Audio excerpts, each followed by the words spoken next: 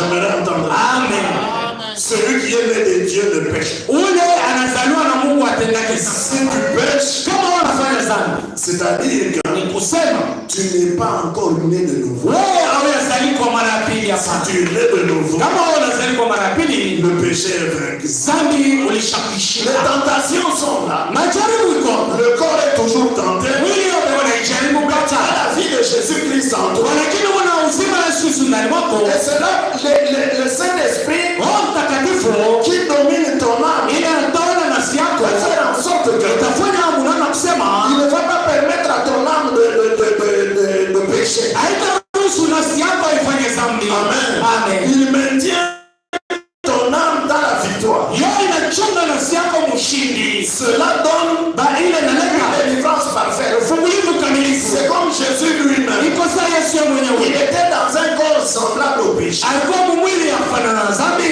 Et Branham dit que Jésus a été tenté en toutes choses. Na Branham anasema Yesu alijaribiwa kila kitu. Son corps était aussi tenté par le péché. Mwili yake nayo ilijaribiwa na dhambi. Le corps de Jésus tombait même malade. Mwili ya Yesu nayo inaanza kuokata magonjwa. Il avait aussi des maux de tête. Na yeye kichwa kinaanza Il kumuuma. avait aussi des fièvres. Na yeye alikuwa na Le maumivu corps était baya. sollicité. Mwili nayo Mais à l'intérieur, comme il avait la vie de Dieu, vile alikuwa na uzima wa Mungu Roho Mtakatifu. son corps n'a jamais péché. Mwili yake hafanya dhambi hapana. Alléluia. Amen.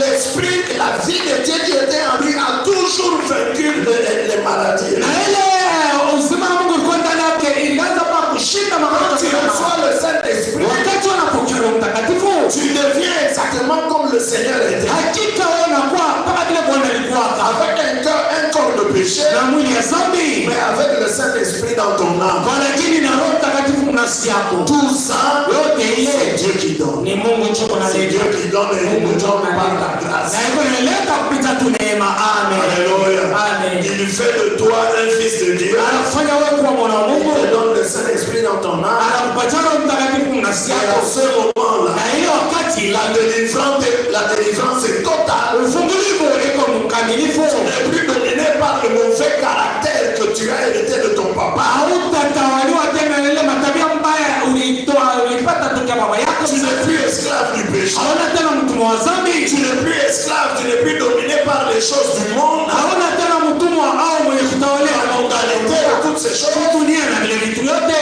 La puissance du Saint-Esprit dans ton Uwezo cœur wa Roho Mtakatifu moyo fait que tu domines toutes ces choses. inafanya sawa unatawala vile vitu vyote. Au lieu de penser comme tous les hommes sont en train de penser, Bali pa kuwaza vile watoto wanawaza. le Frère dit que Ndio maana wanasema le Saint-Esprit amène ton esprit dans le tic-tac avec la parole de Dieu. Roho Mtakatifu yo inapeleka roho yako tiktak na neno la Mungu. C'est seulement la parole que tu vois Mpaka neno jole utaona. et c'est seulement la parole que tu vas mettre en pratique. Ni mpaka neno jole utatumikisha. Amen. Amen. Amen. Amen. Le prophète dit, Nabii anasema